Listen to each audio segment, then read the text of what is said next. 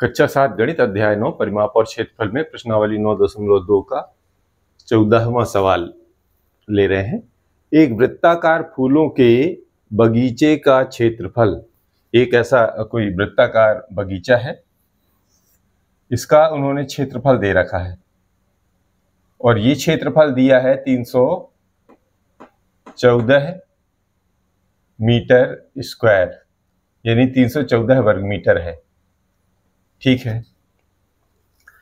वृत्त के केंद्र में एक घूमने वाला फव्वारा स्प्रिंकलर, जिससे पानी ऐसे गोल गोल चला के सींचा जाता है, यहाँ पर उसका केंद्र है और यहाँ पर फव्वारा लगा है, वो जो ऐसे गोल गोल घूम के पानी सींचता है, जो अपने चारों ओर 12 मीटर त्रिज्या के क्षेत्रफल में पानी का छिड़काव करता है। वो यहाँ से लेकर जो ये त्रिज्या है इसकी, वो 12 मीटर तक है। कितनी है? 12 मीटर तक। अब 12 मीटर इसके बाहर भी हो सकता है या अंदर भी हो सकता है, अब ये पता करना है। ठीक है ना। तो ये 12 मीटर दूर तक पानी फैलाता है, इसके बारे में समझ में आ रहा है।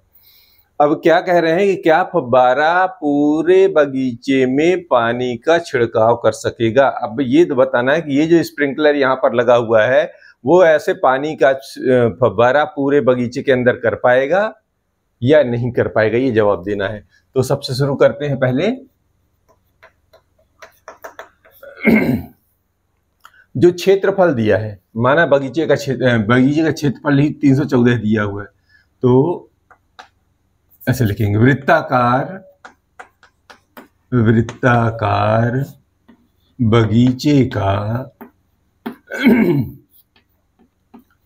बगीचे का क्षेत्रफल।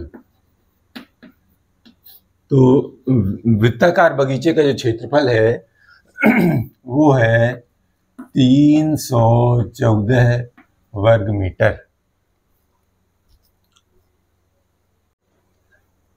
अब इसका सूत्र लगा लीजिए पहले। तो वृत्त का क्षेत्रफल जो होता है, तो वृत्त का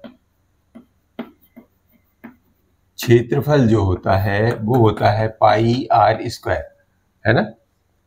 तो पाई आर स्क्वायर, जहां पर आर क्या होता है? त्रिज्या।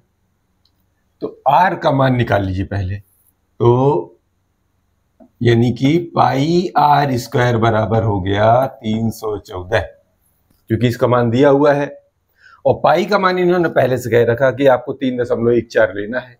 तो आप यहां पर पाई की जगह लिख दीजिए 3.14 और आर स्क्वायर बराबर 314। ठीक। इससे आर का मान निकल आएगा। कैसे निकलेगा? तो आर स्क्वायर बराबर 314 और इधर भाग हो जाएगा 3.14। इसको हल कर लीजिए। तो अगली लाइन में 314 और ये दशमलव हटा दीजिए इसका, तो 314 ये भी बन जाएगा। जैसे दशमलव हटाएंगे तो दशमलव की जगह 1 और 1 2, तो 1 और 2। ठीक है। तो इससे ये 314 कट गया। इसका मतलब हो गया आर स्क्वायर बराबर 100। तो आर स्क्वायर बराबर को हम 100 को हम क्या लिख सकते हैं? 10 का वर्ग भी लिख सकते हैं, है ना। तो आर स्क्वायर बराबर 10 का वर्ग, अर्थात आर बराबर 10। और चूंकि ये पैमाना मीटर में है तो हम इसको मीटर भी लिख सकते हैं। तो त्रिज्या तो निकल आई हमारी किसकी? इसकी। यानी जो ये जो 314 वर्ग मीटर का हमारा बगीचा था, उसकी त्रिज्या निकल आई कितनी? 10 मीटर। नंबर 1, पहला तो ये काम हो गया। अब आगे ये देखना है कि ये जो फव्वारा, जो स्प्रिंकलर लगा है, क्या पूरा सींच पाएगा या नहीं। तो वो ये पहले ही कह रहे हैं कि कितना त्रिज्या है? 12 मीटर तक का, मतलब यहां से पानी का फव्वारा 12 मीटर तक जा रहा है और हमारे पास त्रिज्या 10 मीटर है।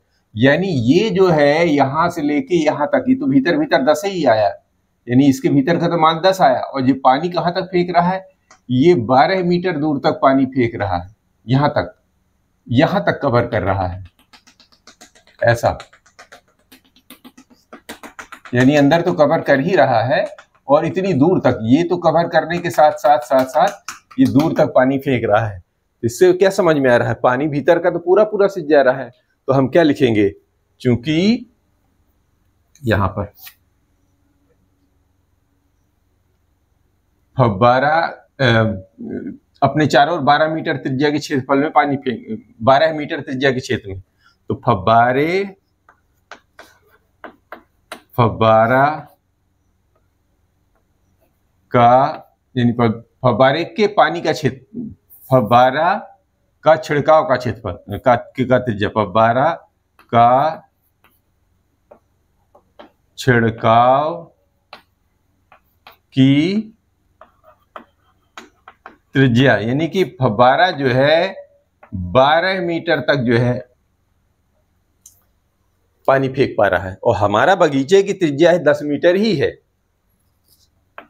चूंकि 12 मीटर बड़ा है कि छोटा है, इधर 10 मीटर तो इसकी त्रिज्या है, तो 12 मीटर हमेशा बड़ा होता है ना 10 से, तो चूंकि 12 मीटर हमेशा 10 से बड़ा होता है, तो इससे मतलब क्या हो गया, ये जो त्रिज्या है हमारे इसके बगीचे की वो कम है और पानी ज्यादा दूर तक फेंक रहा है। इसका मतलब ये कह रहे हैं कि फव्वारा पूरे बगीचे में पानी का छिड़काव कर सकेगा, निश्चित रूप से वो तो कर ही रहा है, उससे बाहर भी कर रहा है, तो हम लिखेंगे हाँ, फव्वारा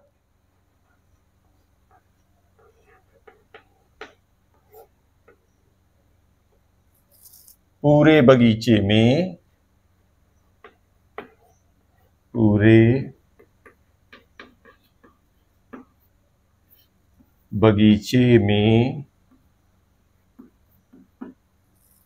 पानी का छिड़काव कर सकेगा,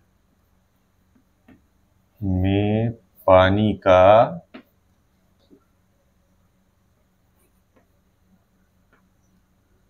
छिड़काव कर सकेगा। ये हमारा जवाब रहेगा। तो ये रहा प्रश्न क्रमांक 14।